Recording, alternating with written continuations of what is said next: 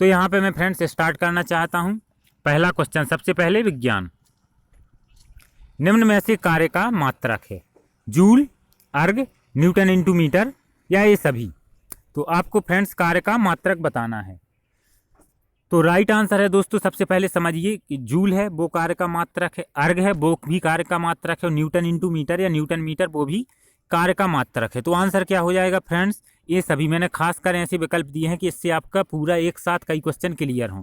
तो दोस्तों देखना, क्वेश्चन ऐसा भी आता है कि निम्न में से कौन सा कार्य का एसआई मात्रक है। तो जूल होता है वो कार्य का एसआई मात्रक होता है। क्या होता है? एसआई मात्रक जूल, उसे एमकेएस मात्रक भी बोलते हैं। और निम्न में से कौन सा कार्य का सीजीएस मात्रक है। तो सीजीएस मात्रक होता है अर्ग, अर्ग को बोलते हैं हम सीजीएस यूनिट।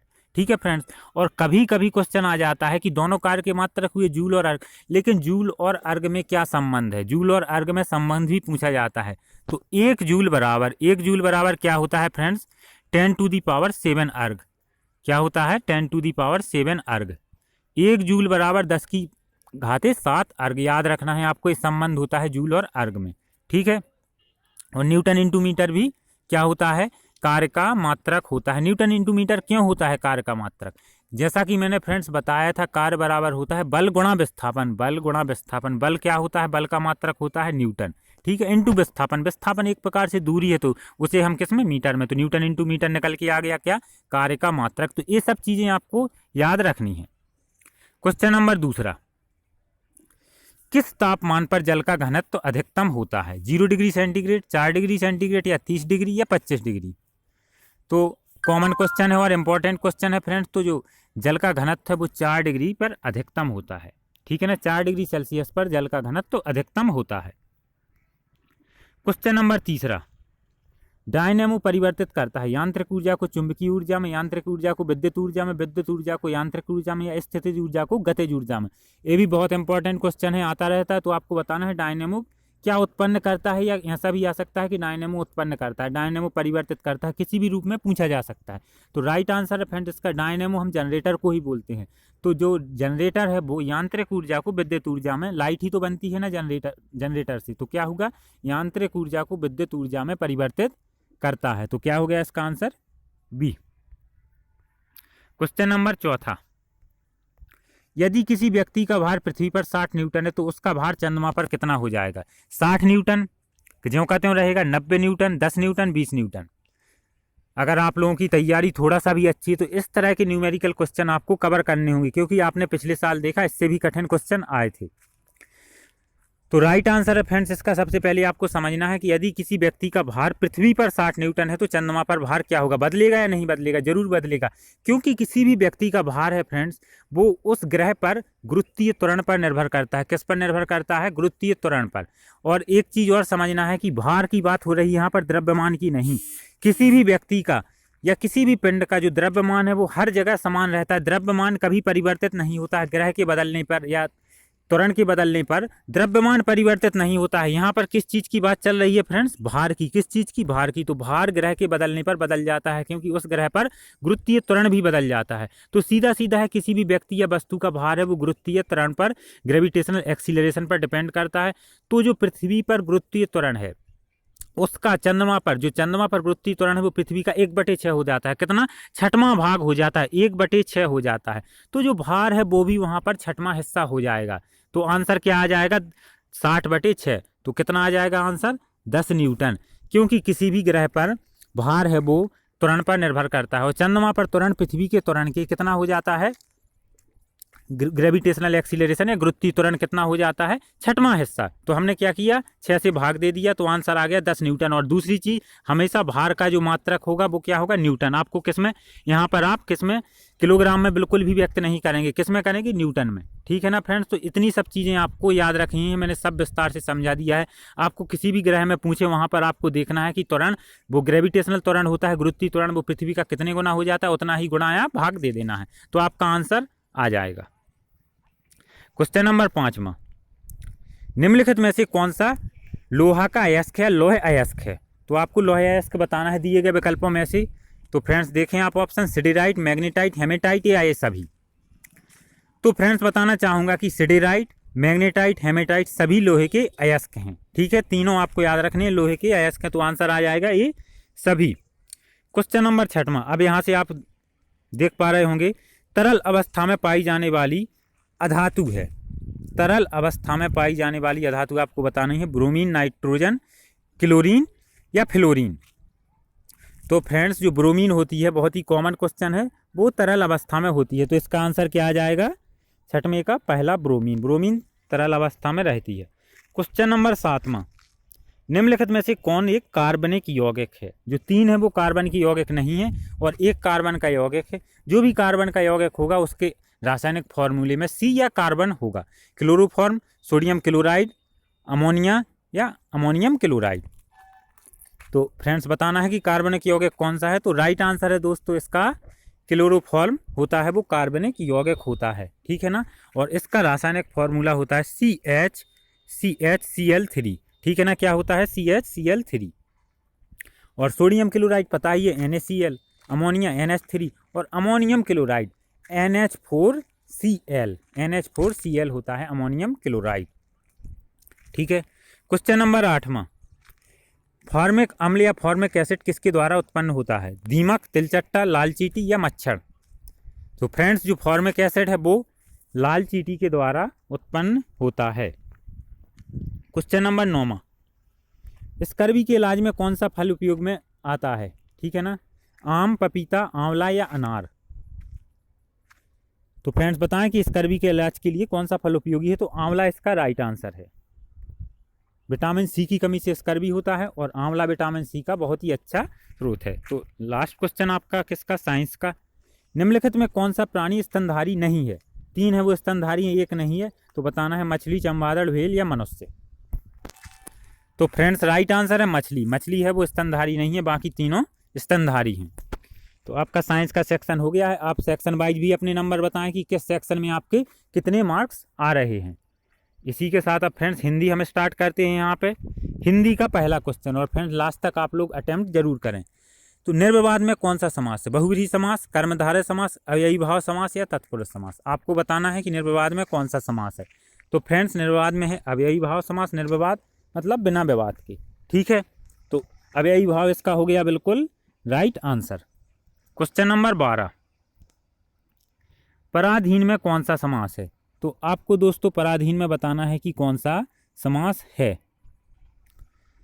तो पराधीन में समास है कर्म तत्पुरुष, करण तत्पुरुष, संप्रदान तत्पुरुष या संबंध तत्पुरुष। तो राइट आंसर है संबंध तत्पुरुष। कौन सा? संबंध तत्पुरुष। पराधीन पर के अधीन, संबंध काकी के विभक्ति आई ना, तो संबंध तत्पुरुष। डी हो जाएगा इसका राइट आंसर। क्वेश्चन नंबर 13, अलमारी किस भाषा का शब्द है? तो बताएं कि अलमारी फ्रेंड्स किस भाषा का शब्द है। आपको अलमारी बताना है।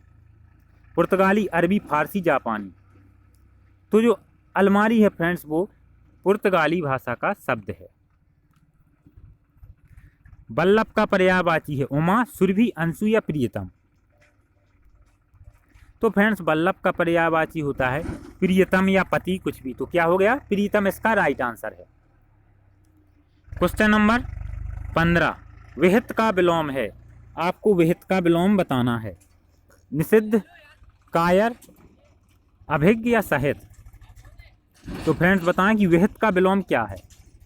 तो विहित का विलोम होता है निषिद्ध। क्वेश्चन नंबर 16, एक शब्द में आपको उत्तर देना है जो दया के साथ है। सुबोध, दयनीय, सर्वप्रिय या सदय। तो राइट आंसर है इसका फ्रेंड्स जो दया के साथ है उसे बोलते हैं हम सदय। सदय इसका राइट आंसर है, दयनीय नहीं होगा। क्वेश्चन नंबर 17, सदावर्त का मतलब है। सदावर्त का मतलब बताना है आवर्ती होने वाली घटना, सदैव रहने वाला, शयन करने की इच्छा, जहां मुक्त में खाना बंटता हो। तो फ्रेंड्स राइट आंसर है सदावर्त का मतलब है जहां मुक्त में खाना बंटता हो। जहां नित्य डेली मुक्त में खाना बंटता हो उसे हम सदावर्त कहते हैं। डी इसका राइट आंसर होगा। क्वेश्चन नंबर 18, सुबह शाम करना मुहावरे का अर्थ है। सुबह शाम घूमना, आवारागर्दी करना, टाल मटोल करना या दिन रात काम करना। तो फ्रेंड्स बताएं कि इसका राइट आंसर क्या होगा। तो राइट आंसर है सुबह शाम करना का मतलब टाल मटोल करना। क्वेश्चन नंबर 19, समुद्र मंथन करना का अर्थ है घोर तप करना, कठोर परिश्रम करना, दृढ़ प्रतिज्ञा करना या उद्देश्य को प्राप्त करना। तो आपको समुद्र मंथन करने का मतलब बताना है। तो राइट आंसर है फ्रेंड्स इसका जो समुद्र मंथन करने का मतलब होता है वो होता है कठोर परिश्रम करना। क्वेश्चन नंबर 20, संसद से सड़क तक काव्य किसका है? रघुवीर सहाय, अज्ञेय, सुदामा पांडे, धूमिल, इनमें से कोई नहीं। तो फ्रेंड्स बताएं, राइट आंसर है सुदामा पांडे धूमिल। क्वेश्चन नंबर 21, खुशकिस्मत में उपसर्ग किस भाषा का है? अरबी, फारसी, अंग्रेजी, तुर्की या संस्कृत? खुशकिस्मत में आपको बताना है उपसर्ग, तो राइट आंसर है अरबी फारसी। घनिष्ठ मित्रों के परस्पर व्यवहार में डैश नहीं होती। आपको खालिस्तान भरना है कि घनिष्ठ मित्रों के परस्पर व्यवहार में क्या नहीं होता है? औपचारिकता, अनौपचारिकता, व्यवहारिकता, औपन्यासिकता। तो राइट आंसर है दोस्तों इसका, आप लोग खुद बता सकते हैं कि घनिष्ठ मित्रों के परस्पर व्यवहार में औपचारिकता बिल्कुल भी नहीं होनी चाहिए। तो ए इसका राइट आंसर है। क्वेश्चन नंबर 23, जिसे उचित उत्तर तत्काल सूझ जाए वह कहलाता है आशु कवि, प्रतिभाशाली, प्रज्ञावान या प्रत्युपन्नमति।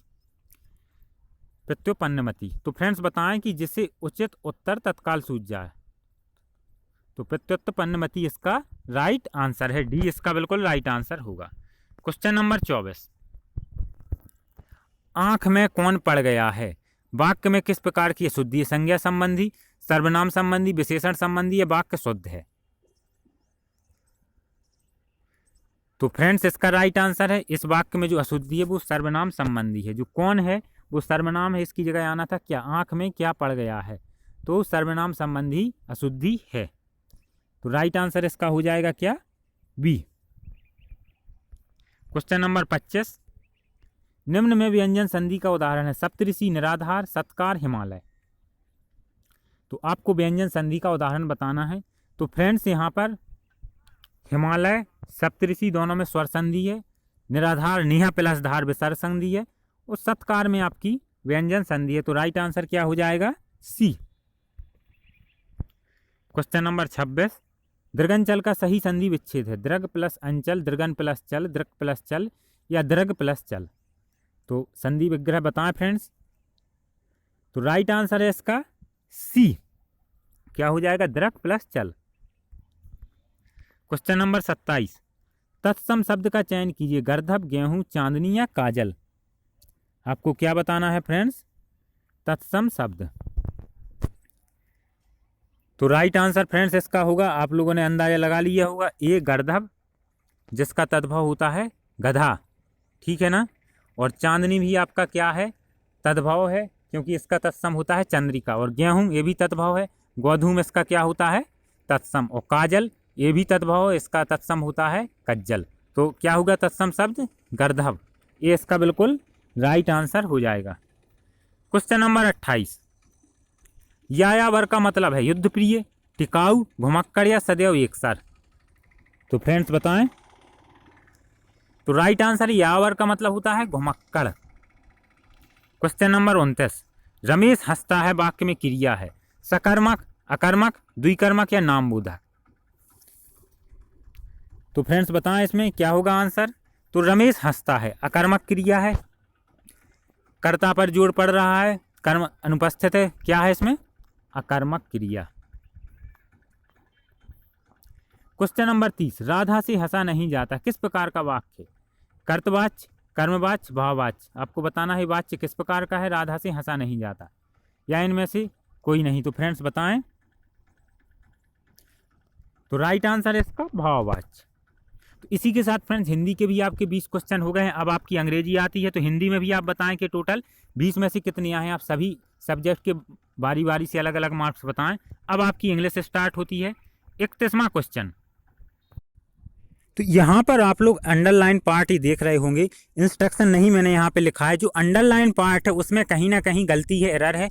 और अगर आप लोगों को लगता है कि यहाँ पर कोई भी एरर नहीं है तो आपका आंसर हो जाएगा नो इम्प्रूवमेंट डी। अगर यहाँ पे आपको अंडरलाइन पार्ट में एरर लग रही है तो इन तीन में से आप किससे रिप्लेस कर सकते हैं? जो ऑप्शन ए बी सी है इसमें से आपको एक ना एक सही होगा, उससे आपको रिप्लेस करना होगा। तो यहाँ पे देखिए आप लोग, पहला question, a black and white goat were grazing.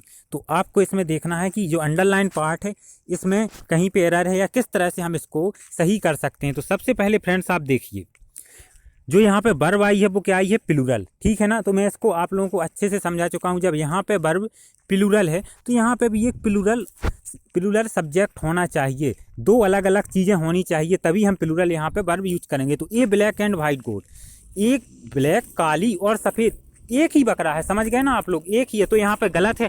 अब हम इसको तो हटा नहीं सकते हैं कि इसको सिंगुलर कर दें, इसको तो क्योंकि यहाँ पे वो उन्होंने दिया नहीं अंडरलाइन, इसको तो ज्यों का त्यों रहना है। तो फिर हमारे पास लास्ट ऑप्शन क्या बचा है दोस्तों, समझना अच्छे से कि हम इसी को प्लूरल बनाएंगे। कैसे बनाएंगे प्लूरल, आर्टिकल का उपयोग करके इसको प्लूरल बनाएंगे।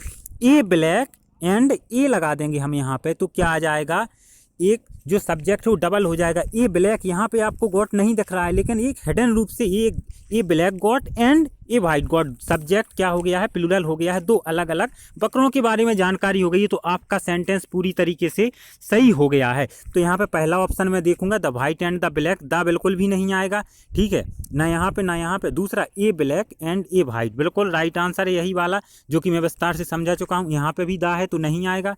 तो राइट आंसर आपका क्या हो गया है, a black and a white goat were grazing. तो ए इसका बिल्कुल राइट आंसर हो गया और आशा करता हूँ कि सभी लोग इसको बहुत अच्छे से समझ चुके होंगे।